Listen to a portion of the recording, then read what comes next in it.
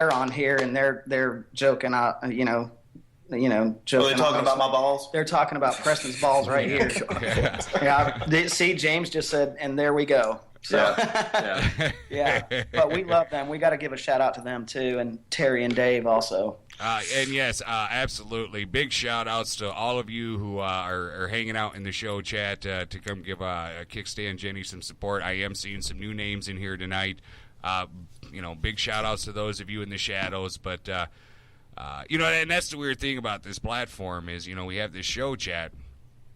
And I get caught up in that sometimes, because it's right there in front of your face, and I don't give enough credit to the shadow listeners as much as I should. But I can tell you guys that I have never received anything but good, comments about you guys being played on the station. Whether it be those in the show chat, I get messages from shadow listeners all the time, and I can tell you guys, people love you. You guys freaking rock. You're working Thank you very much. You're working on this second album. Do you get? I know it's kind of tough, and I just feel like I have to ask. Do you have kind of an idea of when you'd like to get that out there? Our goal was a year after the first one, which will be in July. But right. More than likely, we're pretty busy right now. So more than likely, my personal goal is to go into the studio at the end of the year when we kind of slow down. The problem is Nashville's pretty cold in the winter, but it's a cool place, man. We like to spend a little more time there. We got some great ideas. We got some great stuff in the works. We just have to kind of, put the nail in the coffin, so to speak. But hopefully by the end of the year, and then have another release date. We released the first album on Charlie's birthday. It was kind of a 2-for-1 deal. It was really fun. But hopefully we'll utilize one of our other birthdays for the next release. So, and it will be called Best of Volume 2. Oh, nice. We can only count to 3, so that's that's why that's going on that way. So. Now you've mentioned recording in Nashville a couple of times. Now, is that where you do all your recording? Is in Nashville? It's actually Franklin, which is right next door to Nashville, but right on the border there, right? Yeah. Yep. Yeah, we a couple guys heard us down here and asked us to come up to Nashville, and Preston can talk more about that because he had a lot more to do with that. Yeah, he's actually a well-known producer. His name is Chaz Sanford. He's worked with all the greats, man. Stevie Nicks, Stevie Ray Vaughan, Chicago. He recorded all the Chicago albums. So here's kind of his backstory. Do you know the song by John Waite, "Missing You" from the '80s? Yes. Okay, he wrote that song, so he's a songwriter as well. And he kind of tours around, and he was down here at Santa Rosa Beach, and he was performing down here at a music festival, and he happened to show up at one of the shows where we were playing, and we got to talk to him and meet him, and he offered to record our album, which was a great honor for us because someone with that much experience, going into a studio with someone like that, I mean, we're all a little nervous because that was our first real album that we've ever truly recorded as a band. So, he is a very well-known producer, songwriter, artist, and, to have that backing on our first album, we were very fortunate to have that. And how long did it take you to get through that first album? I mean, did you already have the songs and ready? Was it a work in progress? I mean, we were practiced up. We were ready to rock because we couldn't afford to stay there too long.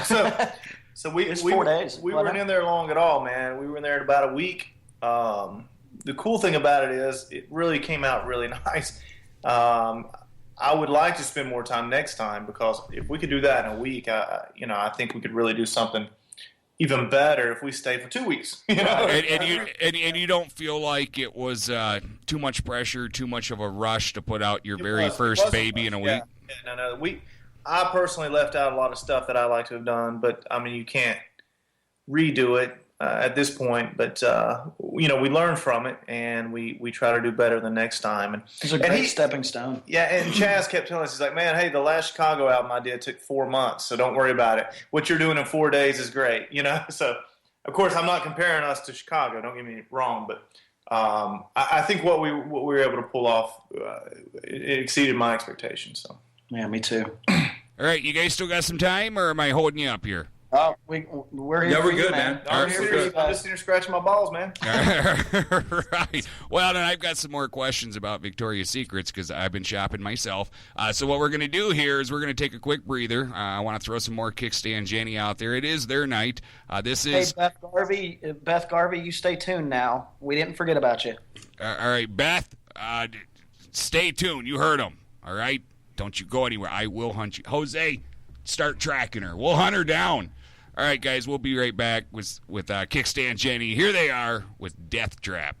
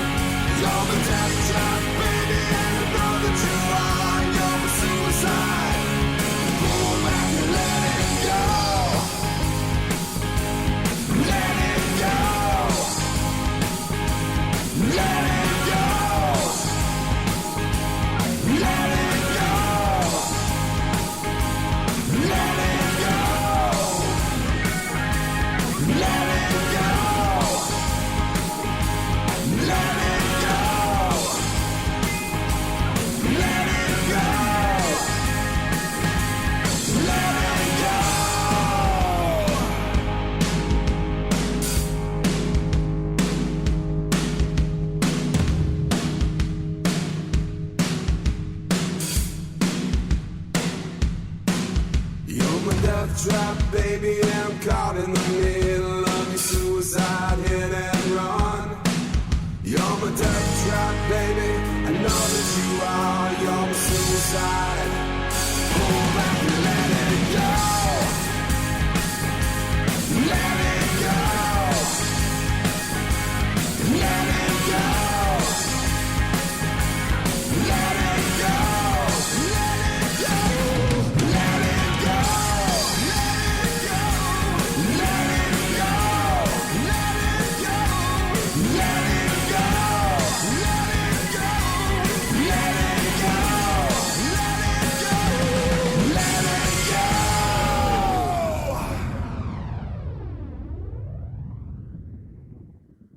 All right, guys, we're on the air. Sorry to cut you off. Sorry.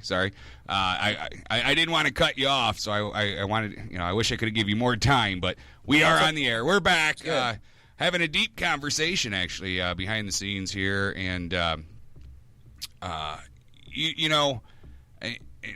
I hope you don't mind me bringing this part up, but, one of the things you just mentioned was the fact that, when people like us or other people that are trying to spread the word about the indie movement here, you were saying something that was very interesting to me. That you've got stations like us and others that when they play you, you're being heard everywhere. You're being heard all over the country, and because it is the internet, you're being heard all over the world. As you mentioned, Australia, but but you find it locally. I mean, and you guys have been there forever.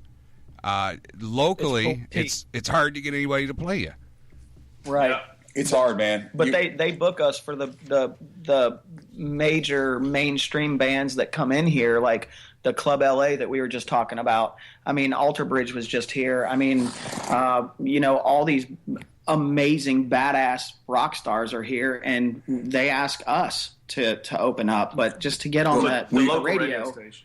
Yeah, but local radio stations is like pulling teeth, man. I don't know. I don't know what to do, and I really don't understand it, because I really do think they're missing out on something big here. And, if you pay attention to this kind of stuff, all the big mainstream conglomerates, they are lobbying the government right now to put certain restrictions on those of us that are out here spreading the word via internet radio or what have you.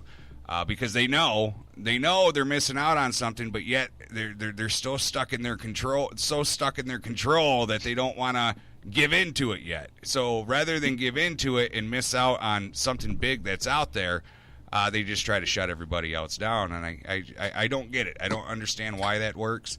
I do a lot of preaching about indie here, and I say bad things about the mainstream, and it's not so much that I'm saying bad things about the mainstream artists, because let's be honest, everybody's love for music started somewhere, and it started by buying a cassette or turning on the radio. It started with mainstream. That's where everybody's love and passion for music, right down to when it comes to the listener, the artist, whoever, their passion started from those artists that are on mainstream. I think the thing that is so sad right now is that the control that is been taken over mainstream, where you've got these bigwig conglomerates deciding who it is you listen to 20 times a day, and leaving all this hidden talent behind. Well, you got 90% of the hits out there written by Max Martin, who owns, he's a Swedish guy, but he's a billionaire, man. He owns everybody. And they bring out these people like these cute kids like Justin Bieber, and they write all their hits, and they all make millions. And then you got people, and it's like, it's not just music business. It's if you're an actor, you can make it easy if you know somebody, or if your dad was an actor, or if you had a connection. Yeah, you got to have that foot in the door. But, when you're a nobody to begin with, man, you better be friggin' good looking or friggin' good. Even then, you got to know somebody. Or with good hair, and I've got that. Well, yeah, but you're not young, and I think that's the other issue that we're dealing with, because obviously, obviously there's a lot of money involved when it comes to, it seems like to me, and I could be wrong about this, but it seems like to me anymore nowadays, the only people that the big wigs are looking at are younger people, because in that way they've got time. They can mold them and shape them. Exactly. Right. Mm-hmm. Well, and then you got the one-hit wonders that were big, 20 years ago. That was always good. You give them a hit and throw them out the door. You don't have to sign them to these big contracts. You just give them a hit. Yeah, and take a good song and send them out the door, Right. And the next time you hear about them is on some Lifetime movie network movie or some crap like that. Oprah's Where Are They Now? Yeah. Behind the music. Rick, something that we all talk about is again that we're all dads, and we like to go out and for the 4 hours, and we're just somebody, and then we get to come home to reality, and that's where our hearts are at. But we do speak love for yourself, dude. you have your Victoria's Secret magazines. But so we get to do all that and then come home to reality, like I said before. And we're pretty hardcore about no contracts, no strings attached type sort of thing, and we can't be bought. You know what I mean? Like, especially the no strings attached. You're right. All right. Well, hold on. Let's think about this for a second. So you're telling me if some giant recording label came to you and said, "Listen, I'm really in already. See, you're already biting on it." I'm sorry. Say that again. You're already biting on it, man. It's a sales pitch. I could sell a dead horse to a cowboy. Well, but you're telling me that if a big contract come your way, $2 million, you'd be My wife would have bags packed at the front door when I got home already. Shoes picked out.